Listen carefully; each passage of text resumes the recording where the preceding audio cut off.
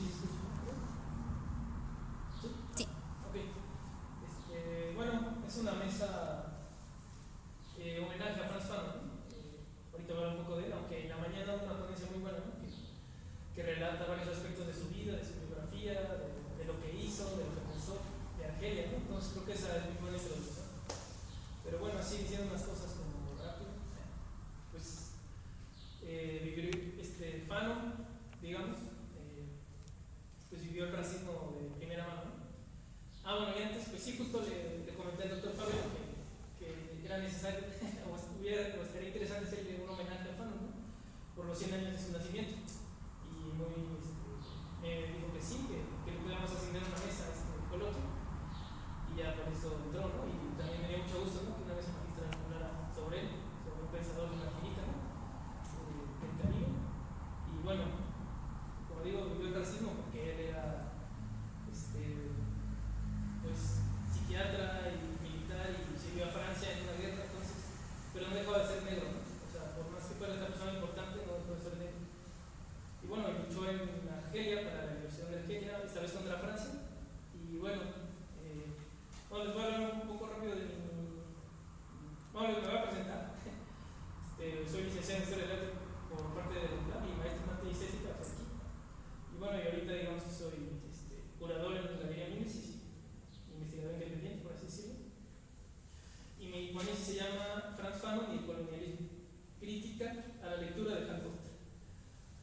Bueno, Hal Foster fue un crítico de arte norteamericano,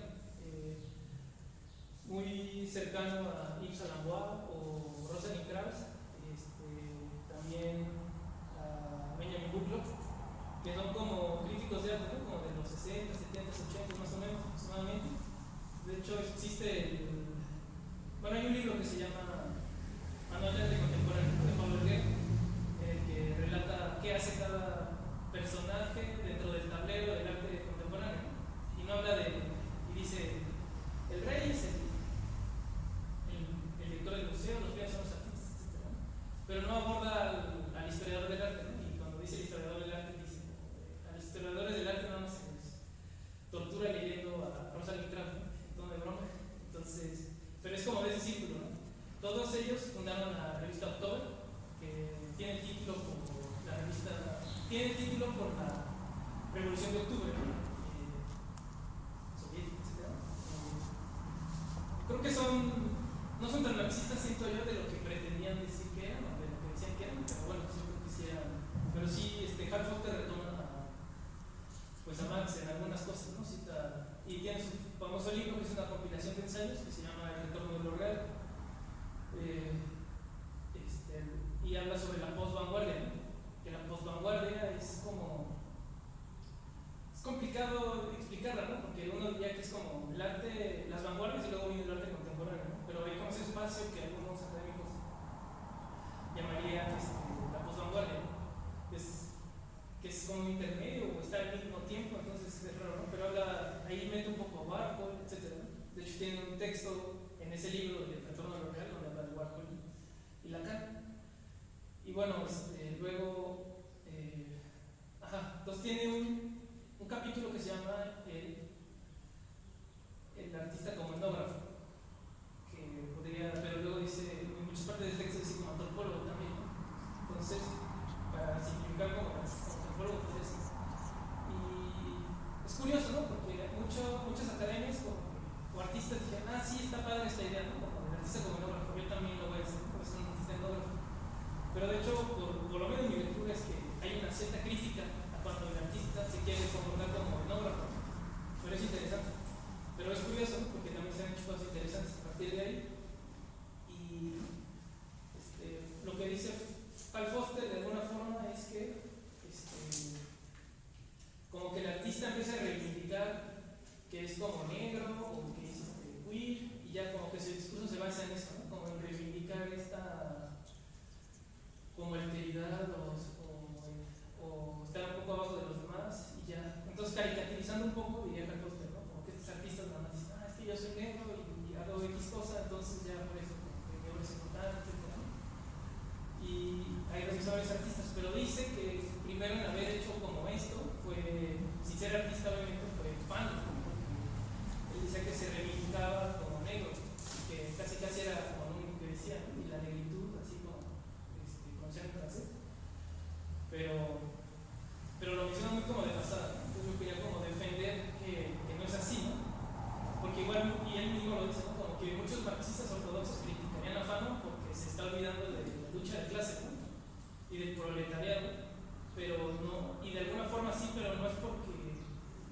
se aleje de Marx o no esté de acuerdo con él, sino porque, justo como explicaron en la mañana, la condición del colonizado es diferente al del proletariado europeo y al proletariado dentro de la colonia, ¿no? Ahorita desarrollo sobre eso.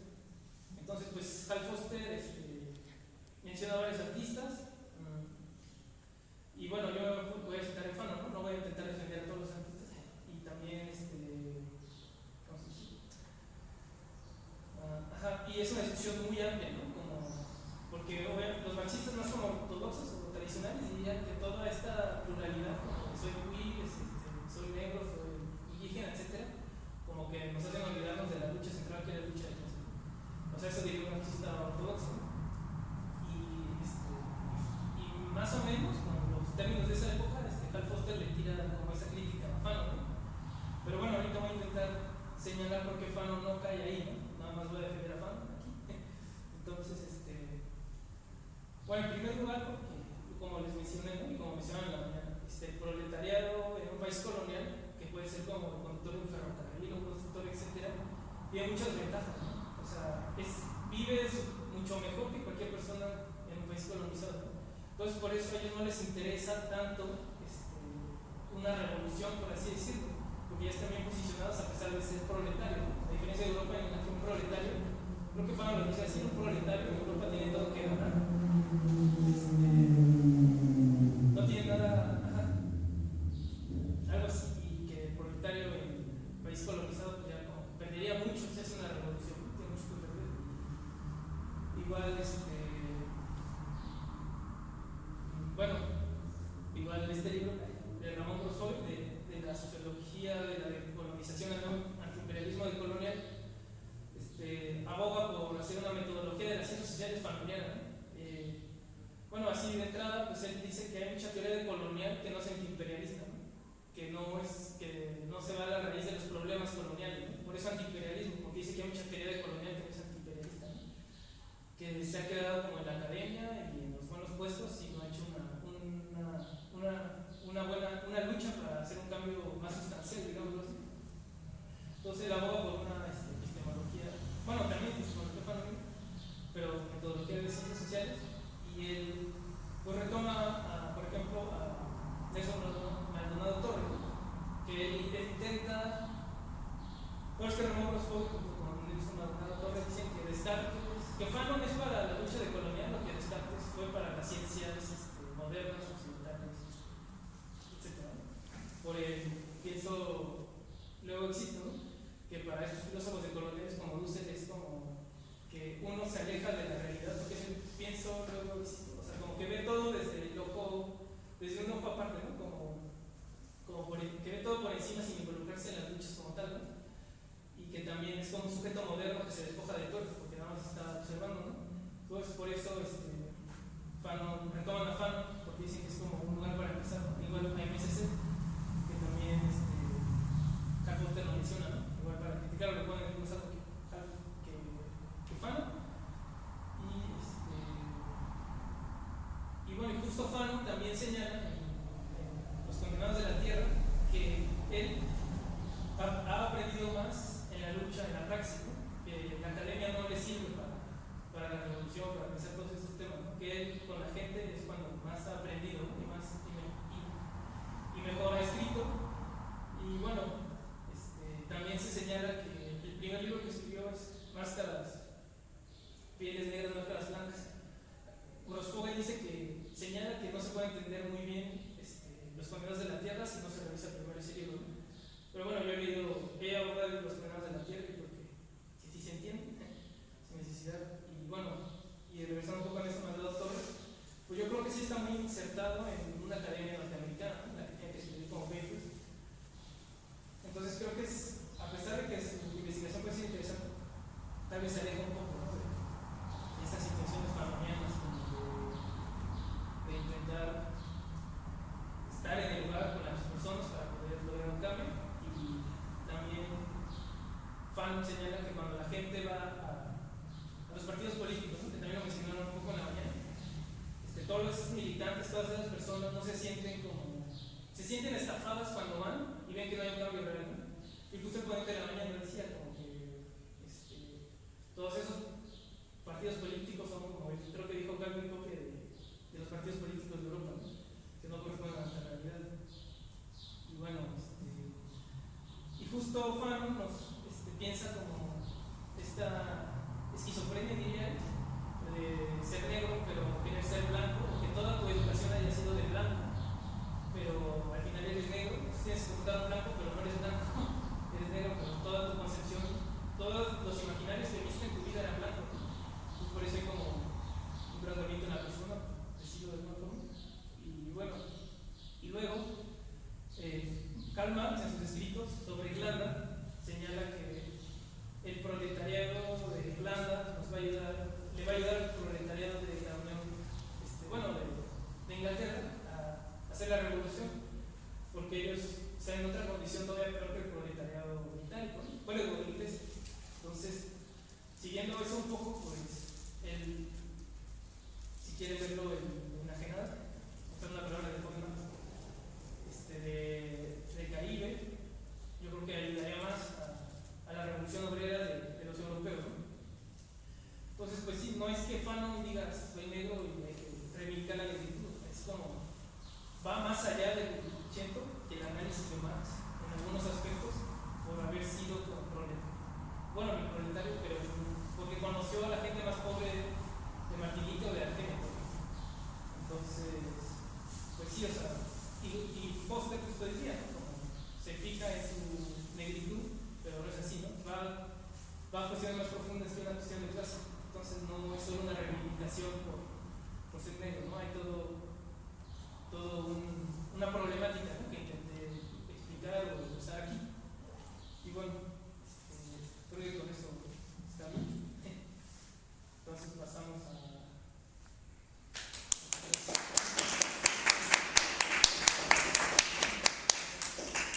Diego Calixto.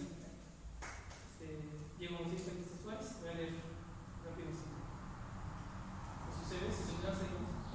Bueno, su ponencia se llama Franz Fanon, Horizontes decoloniales de nuestro lugar de negociación, estéticas de autodefensa, scratches, pugnas y la herencia de Fanon en el sur global. Maestro en Antropología Social por el Centro de Investigaciones y Estudios Superiores de Antropología Social, Universidad de México, CIESAS, Ciudad de México. Licenciado en Ciencias Políticas por la Universidad de las Américas, Puebla. Durante su educación de posgrado formó parte de la línea de investigación en Antropología Semiótica, la cual le permitió un acercamiento a la estética, al arte y la semiótica.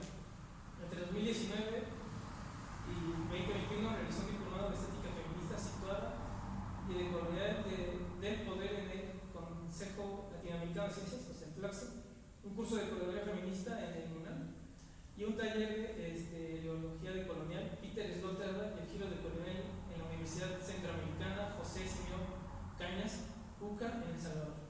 Sus investigaciones se enmarcan en los estudios de género y feministas, sus prácticas y representaciones artísticas, sus procesos de politización, así como los discursos sobre las masculinidades y las feminidades contemporáneas. Ha desarrollado curaduría, escrito obras de sala y trabajado con artistas de manera independiente en la Ciudad de México y Puebla. Hola, pues primero me da mucho gusto estar aquí, agradezco a la Benemérita Universidad Autónoma de Puebla por la oportunidad, saludo al foro y a los que están viendo tras un video.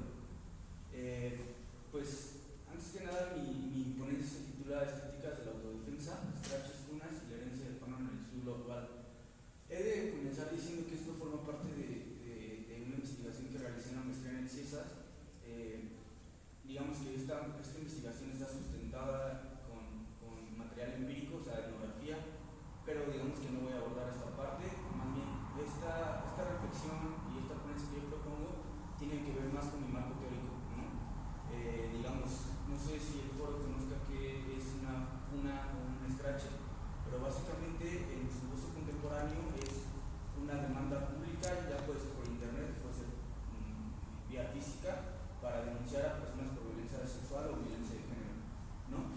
Entonces, en ese sentido, digamos que el objetivo de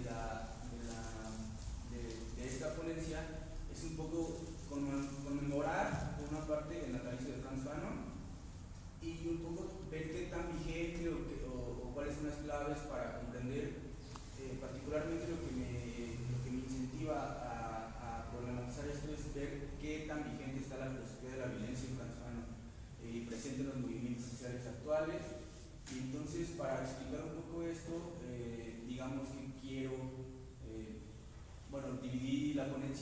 partes. Voy a dar un breve contexto del debate filosófico respecto a la filosofía de la violencia y los diferentes autores y autoras que hay. La parte 2 ya me meto en los scratches las unas y problematizo desde dónde hay que mirarlos o desde dónde es posible mirarlos. Y la parte 3 me sumerjo un poco en lo estético y lo político de los scratches, ¿no? Al final también es un objetivo, digamos, plantear o ver que los scratches de las unas son prácticas políticas de acción directa que nacen en un contexto epistémicamente situado en el sur global y desde ahí hay que entenderlos, ¿no? Entonces, por favor, vamos a pasar al siguiente. Bueno, entonces, digamos, dentro de la filosofía de la violencia, digamos, hay varios debates, ¿no? Pero uno de los más importantes es este que tiene que ver con que si se debe usar la violencia con fines de reivindicación o lucha política. Digamos que este es un debate, en tanto existe, pero es un falso debate también porque fue problematizado a raíz de Hannah Arendt y de muchos, digamos, pues sí, filósofos de la violencia, pero después de la muerte de Frantz Fanon, ¿no? O sea, lo que pasa aquí es que Frantz Fanon tuvo una lectura, digamos, en gran parte por el prólogo que le hace Jean-Paul Sartre, pero digamos que también se ha utilizado mucho como una forma de reivindicación de la violencia, pero sin, digamos, problematizarlo suficiente, ¿no? O sea, Frantz Fanon, a grandes rasgos, lo que hace es decir, la violencia es legítima en cuanto es una vía de emancipación de un ser opresor, ¿no? Entonces, en este sentido, hay que entenderla como un acto fundacional a la violencia en la que, digamos que pasas de ser un objeto pasivo a ser un sujeto activo, ¿no? Entonces, en ese sentido, no es como tal que se reivindique la violencia sin conciencia, sino más bien que es una forma de volverte humano, ¿no? Y esto, bueno, desde luego, ¿qué tiene que ver con el scratch? Desde mi lectura es que, bueno, desde una perspectiva de género se sabe que las personas que ejercen violencia sexual en gran parte están objetivizando el cuerpo de las mujeres, ¿no? Entonces es un poco como hacer una analogía, ¿no? Entonces Fanon, si lo miras desde esta perspectiva, lo que te diría es que se puede usar o es legítimo, digamos, usar la violencia en estas circunstancias. Pero digamos que el debate que se viene de la mano de Hannah Arendt es cuando ella dice que todas las personas, por más oprimidas que tengan y que sean y en un contexto muy problemático, tienen la capacidad de decidir si ejercer o no la violencia. Entonces ella está diciendo una posible reivindicación a favor de la no violencia, es decir, no podemos apagar el fuego con más fuego, por así decirlo, ¿no? Entonces, bueno, he de decir que, por ejemplo, Walter Benjamin, para una crítica de la violencia de 1921, también tiene él un poco diferente a Frank Fanon, él ve tres entrecruces, ¿no? Por un lado está el cruce de la justicia, el derecho y la violencia, ¿no? Entonces él tiene un concepto que se llama la violencia fundadora de derecho y la violencia conservadora de derecho. Él dice que al final es como un círculo que se retroalimenta porque por una parte tú puedes problematizar la violencia o hacer uso de la violencia para fundar derecho, pero al mismo tiempo para conservar esa misma ley o reglamentación que ya fundaste, al final de cuentas tú vas a estar ejerciendo violencia a través de la policía o los medios coercitivos para conservar esa misma violencia. Entonces, digamos que él estaría no en un espectro tan a favor de la violencia, pero sí a la vez ahí. Entonces, él dice, digamos, que al final de cuentas hay una violencia divina que esa no tiene que ver con un estado de derecho, digamos que es la violencia en la que se irrumpe toda marco de legalidad, ¿no? Es la violencia que no busca conservar derechos ni fundar derechos, sino más bien es un tipo de violencia en el que se destruye todo, ¿no? Y eso se llama violencia fundacional. Esto, si podemos mirar el scratch, digamos, desde esa perspectiva, entonces el scratch sería completamente, digamos, en algunos aspectos muy compatible con esto, porque el scratch escapa de la vía legal, ¿no? Escapa de toda formulación jurídica, es una acción directa, ¿no? Y como naturaleza de la acción directa es que no siga ningún reglamento político. Por otro lado está también Elsa Dorling, que ella recientemente en 2018 ganó el premio Frantz Fanon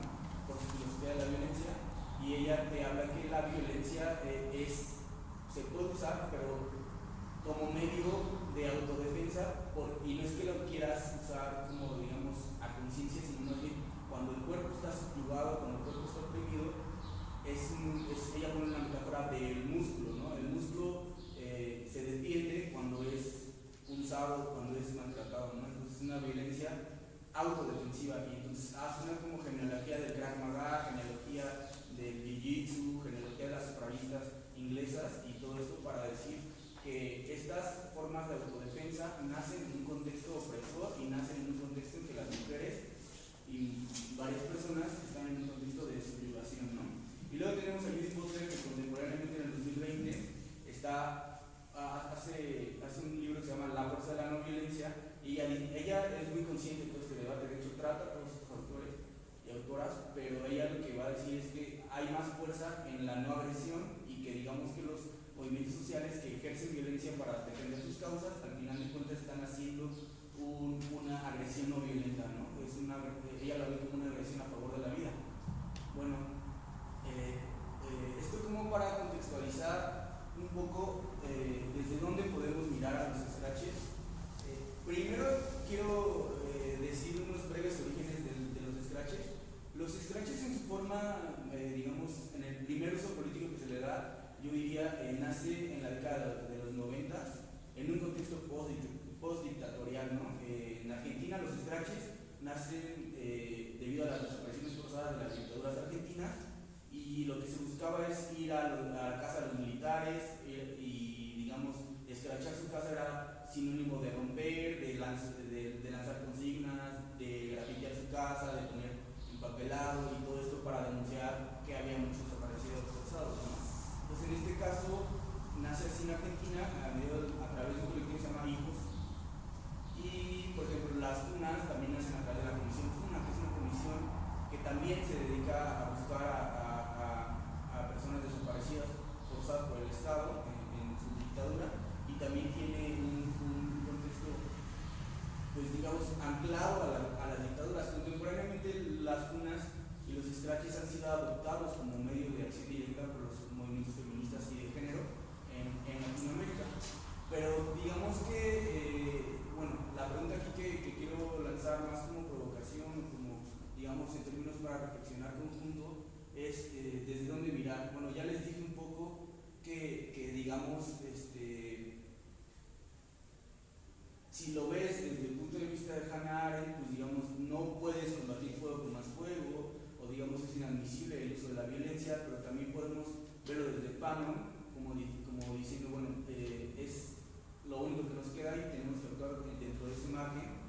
Pero también podemos verlo como Dodorli, ¿no? Como una acción que, o sea, como que la violencia genera subjetividad, y esa subjetividad tiene que expulsarse, ¿no? Hacia afuera, ¿no? O sea, digamos que es una forma de autodefenderse de una agresión inicial primigenia, que es la violencia sexual.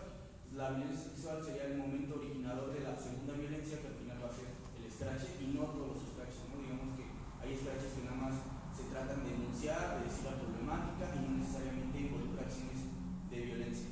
Por otro lado, ¿por qué pongo esta foto de la cancel culture?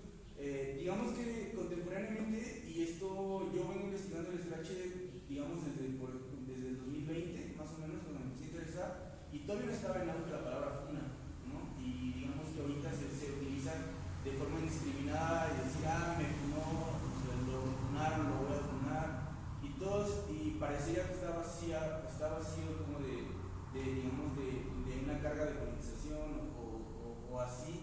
Y digamos que todo esto tiene que ver con que estamos muy cerca de Estados Unidos, y ahí sí hay todo un debate en torno a la cancel culture y el call out, ¿no? Que digamos es una especie de cancelamiento, silenciamiento, pero que guarda una relación muy disruptiva de los scratches latinoamericanos, porque para empezar se hace por diferentes motivos, que puede ser violencia sexual, pero en la mayoría del tiempo no. ¿Como cuáles? Como xenofobia, racismo, clasismo, LGTBofobia, no sé. Entonces, digamos que el scratch latinoamericano y las funas latinoamericanas vienen a ser una herramienta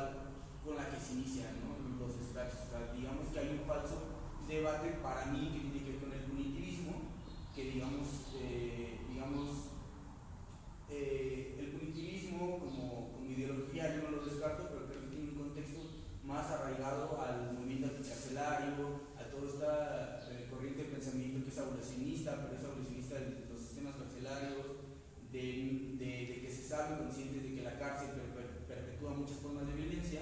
Y entonces, en este sentido, de repente, cuando se populariza los scratches y las funas, pues, se les adjudica un carácter punitivo, y este carácter punitivo, al final de cuentas, lo que hace, desde mi punto de vista, es equiparar la violencia inicial, que es la violencia sexual, con la violencia que podría incorporar el scratch, ¿no? A través de, digamos, arrojar pintura, romper, digamos, de alguna forma el debido proceso de denuncia, ¿no? Todas estas formas de agresión, que si bien son agresiones, desde mi punto de vista no son equiparables a la violencia inicial. Luego, digamos que ya para ir finalizando, los scratches y las funas, para mí, y bueno, como veremos a continuación, son formas de acción directa originadas epistémicamente en el sur global, ¿no? Y creo que eso es muy importante, porque justo lo que a mí me interesa recalcar es que no es lo mismo que una cancelación, ¿no? Y entonces, bueno, digamos que a mí me interesa dejar muy claro, un poco como para respaldar esto que vengo contando, que los scratches y las funas ya estaban presentes en México entre 6 y 8 años antes que el movimiento Me Too. Se suele decir que las cancelaciones de las funas son una consecuencia del movimiento Me Too, y digamos que encontré una investigación que surge se lanza en el 2016, pero que pone sobre la tela o atestigua scratches que se documentan en la UNAM en el 2011, ¿no? O sea, hay un scratch en el 2011, entrevistan a una de sus integrantes del colectivo que se llama Redne, y voy a leer textualmente. Dice: vimos la experiencia de las feministas de Brasil en el scratch a un líder de un partido político de izquierda. Este encuentro para mí fue de particular importancia para empezar a comprender el potencial de los scratches, de la autodefensa y de las acciones directas. Me había dado una vaga idea de lo que podría hacerse para casos futuros. Incluso aprendíamos ahí una metodología, como la necesidad del anonimato para salvaguardar la identidad, uso de máscaras, pues las mujeres que habrían de actuar descubiertas al hacer pública su identidad podrían sufrir ataques de amigos del escrachado o el desvío de la mirada pública, en vez de señalamiento a la persona agresora Esa es con entrevista con María en una investigación de Barreto y Flores, ¿no? En 2016. Entonces esto es muy importante porque digamos que a mí lo que me interesa dejar claro es que no es una ocurrencia. Los scratches y las funas vienen de un bagaje político de politización que justo nace en el sur global, que se adapta con los movimientos sociales feministas y de género, y que ahorita, al contrario de muchas cosas que suceden en el norte global, pues caen al sur global. Esta práctica va al contrario, va de sur global a norte global. Es una forma de politización que están haciendo, pero que se está desprestigiando o se está usando, digamos, muy coloquialmente, y a veces se vacía de toda carga política. Y digamos que, ya para finalizar, un rasgo muy distintivo del scratch feminista es que necesariamente surgen los que están en contextos de alta planificación política, surgen por violencia sexual. Es una acción sumamente planificada, se busca que tengas un horario en el que el que va a ser escrachado tenga más gente y que lo puedan visualizar, se pueda empapelar, el uso de consignas musicalizadas, el uso de sangre en algunos casos para agredir el cuerpo del escrachado. Entonces es una acción directa sumamente planificada, y que, digamos, también el scratch es un juego de lenguaje, ¿no? Un poco analizándolo desde el lado wittgensteiniano, pues es un juego de lenguaje porque, digamos, hay scratches que nacen en diferentes contextos y que adquieren connotaciones distintas. Por ejemplo, en España, ahorita ya también hay scratch feminista que tiene que ver con violencia sexual, pero en un inicio nació contra una subida de las hipotecas, y entonces se echaban a bancos, ¿no? En Bolivia, si no mal recuerdo, no existe el scratch como tal scratch, se llama el roche, ¿no? Entonces es una palabra es una acción, una herramienta que, conforme al contexto donde emerge, va cambiando su estética, su uso político. Digamos que, por ejemplo, en Colombia se utiliza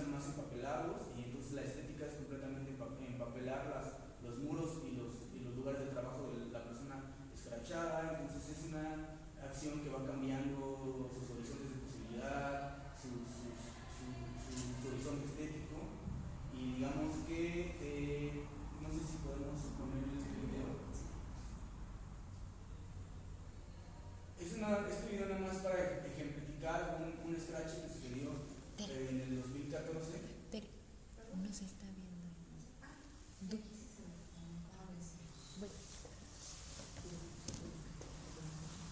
Bueno, es un espacio que se dio en el 2014 en la Escuela Nacional de Antropología e Historia, en la ENA, y digamos que ahí se puede ver, bueno, que lo miren.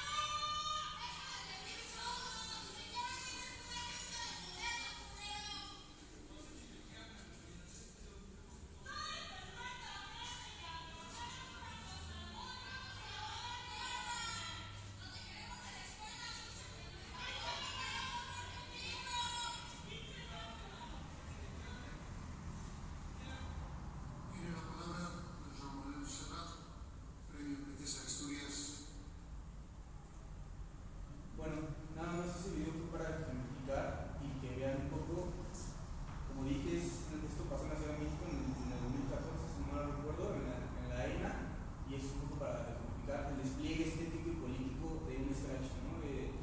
La acción sumamente planeada, organizada, con anonimato, con arrojar pintura, para detrás de eso está la consigna política de agredir el cuerpo, que sientan una agresión, como también sintió la mujer afectada una agresión similar al cuerpo, y digamos que eso es todo. La última diapositiva se puede ver la bibliografía en español de lo que consulté y también mi investigación por si la quieren leer.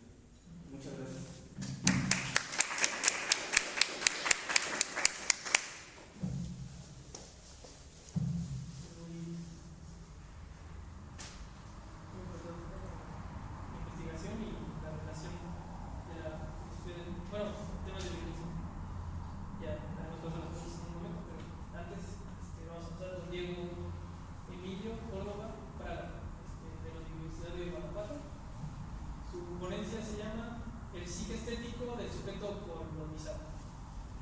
Él es alumno del cuarto semestre de la licenciatura de Filosofía de la Universidad de Guanajuato, con interés particular en filosofía del lenguaje, lógica, psicología y estética.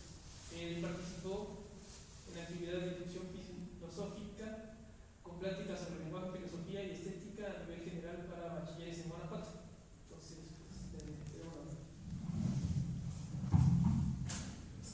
primero agradecer los espacios que están dando aquí para dar temas de platicar estas cosas que son relevantes principalmente para nosotros como sujetos organizados, ¿no? En la instancia.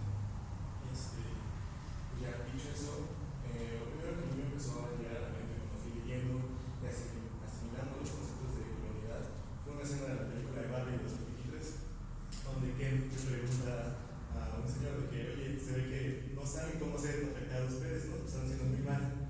Y el señor dice, oh no, realmente lo estamos haciendo muy bien, solo que ahora lo pensamos mucho mejor.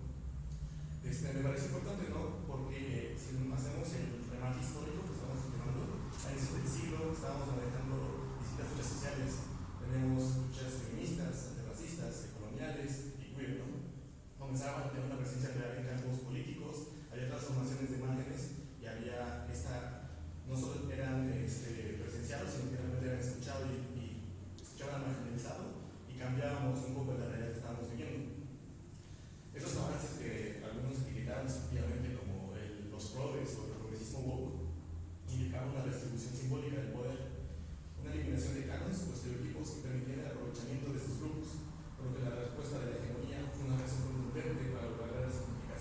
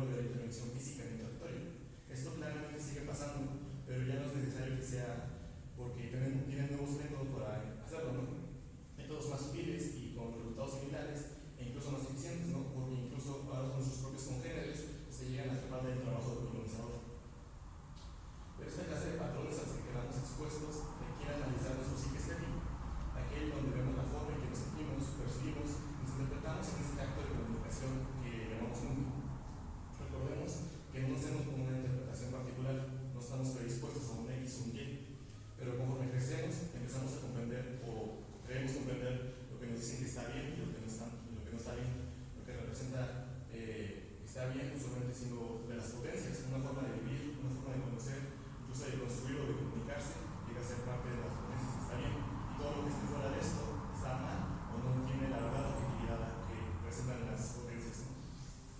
Entonces, claro que uno crece con un sentido de percepción condicionada, ¿no? Esta asimilación, estoy viendo todo lo que existe y mi percepción ya está condicionada, y por lo que tanto cuando llegamos, porque no estamos tocando los horizontes que antes tocábamos cuando no estaban estas percepciones condicionadas, es que llegan entonces el resultado final es simplemente una estética llenada. Si lo vemos en el caso principal dentro del latino, crece una dualidad de lo que le enseñan y de lo que realmente está viviendo en su situación, ¿no?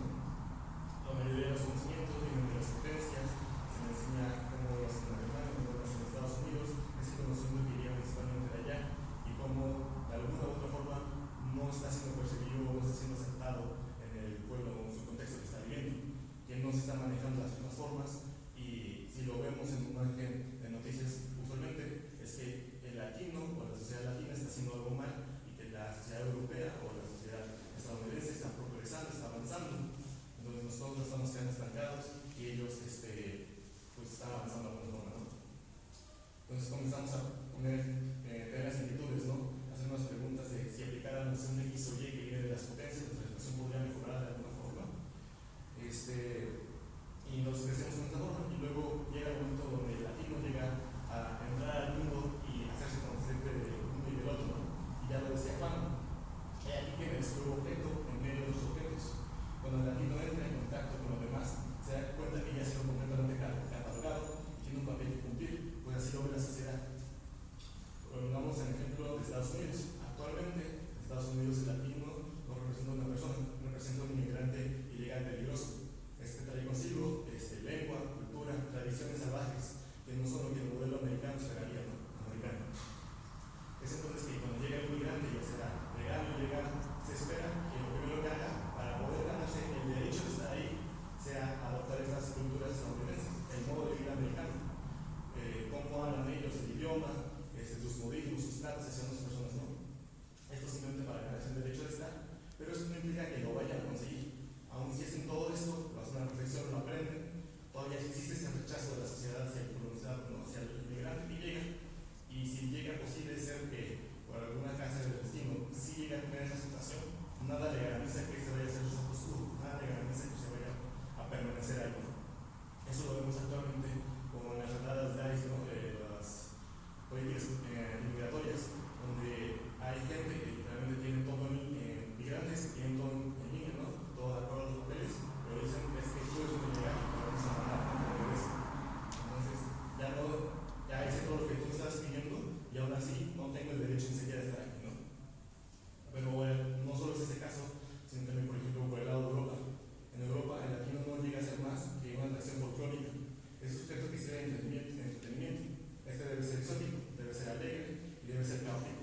Fuera de eso, poco puede hacer y aportar a la cultura. En esta cultura que tanto en Estados Unidos como en Europa ya no tienen entendidos, sino que guardan nuestra intención. Hay un caso muy popular en 2022 que unos inmigrantes mexicanos fueron a Londres y establecieron un puesto de tacos, al cual llamaban taquería. A poco tiempo ganó popularidad, ganó clientela y con esto llegó una acción legal donde se escribía desistir de actividades. Esto vino por parte de una empresa de Inglaterra que decía que ya había patentado la marca taquería desde 2005. Entonces, por ende, ellos no podían hacer uso de este término. Ellos ya no tienen entendidos. ¿Cuántas veces hemos visto los llamados lugares de comida mexicana en otros lados y damos cuenta que no nos representan de alguna forma? Esto no es nuestra cultura. Son tortillas de harina, salsas que no pican, mucho una ley que es parte de nosotros, pero no es todo lo que podemos llegar a aprender, ¿no? En Estados Unidos, como para ellos la fiesta del 5 de mayo es una de las festividades más grandes que tienen y es la festividad del mexicano, ¿no? Y eso es una diferencia importante. Nosotros conmemoramos el 5 de mayo, ellos lo festejan, pero tratar de explicarles esto es salirnos del canon que ya tenemos establecidos para ellos. Ellos ya los tienen entendidos y nosotros no podemos hacer nada. En Latinoamérica tenemos una situación distinta. El congénere es aceptado hasta que se demuestre lo contrario. Tenemos patrones heredados de prácticas coloniales, eso es claro. Patrones que no tenemos mucho que ver dentro de nosotros mismos y cuando alguien trata de sacarlo a reducir, deja de ser aceptado.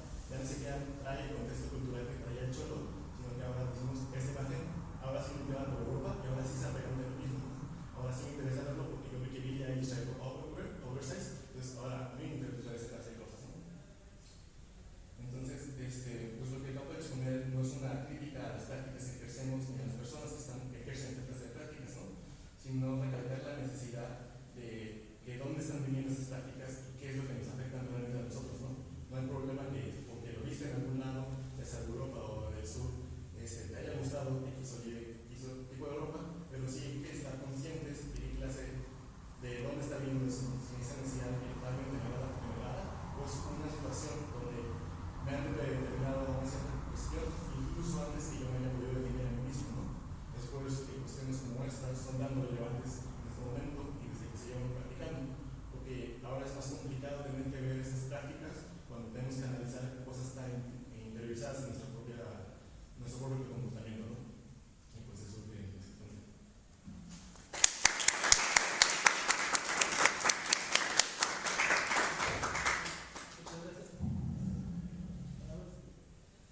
Bueno, no sé si hay alguna pregunta del público.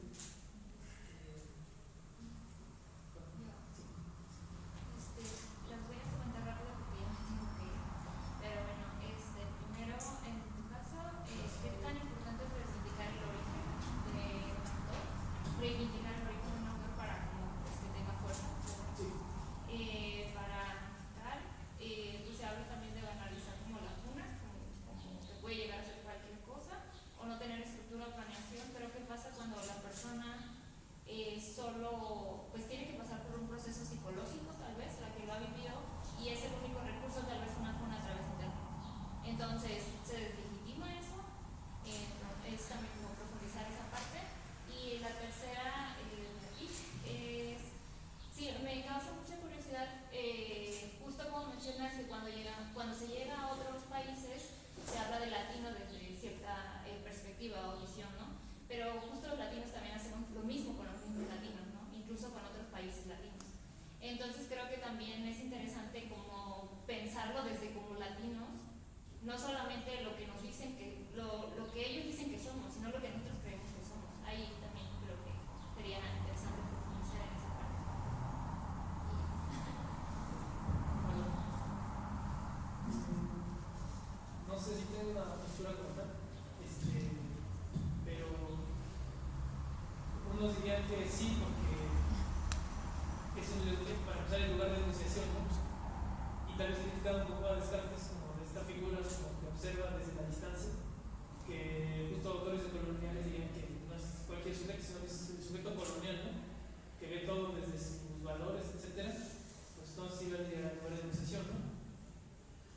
Entonces, pero bueno, creo que es una discusión muy amplia que no ha abordado como tal. Y bueno, creo que esa sería la respuesta. Bueno, respecto a lo que comentaba, la pregunta que me hicieron, creo que aquí hay varias modalidades de unas o scratch, ¿no? Desde luego hay personas, y creo que todo esto tiene que ver con la red de apoyo que acoja una víctima de violencia sexual. Digamos que hay personas que cuentan con una cierta politización del entorno, ya sea que están en una escuela sumamente utilizada, de colectivos feministas, ¿no?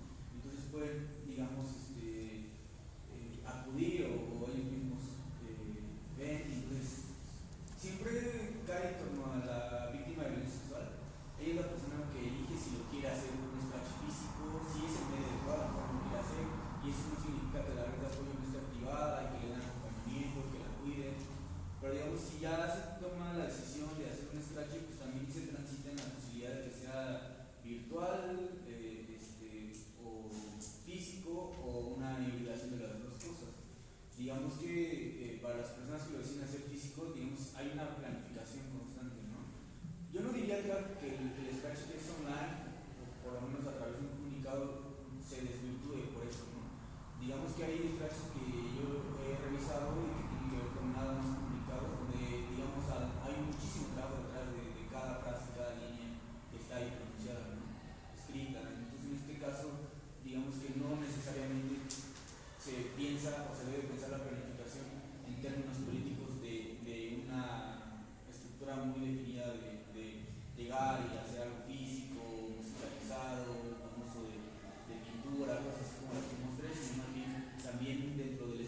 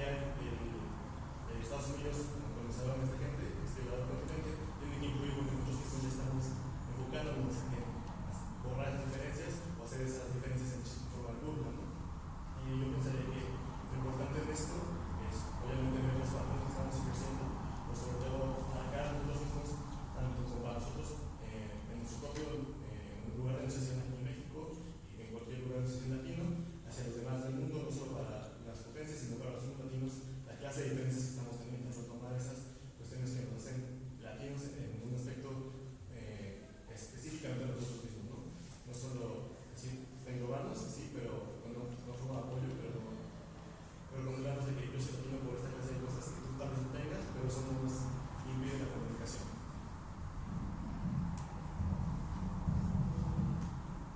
¿Algo más? Bueno, pues agradecer a los organizadores y colaboradores de Colombia. Su trabajo creo que es muy importante. Nada más todas las herramientas para poderlo.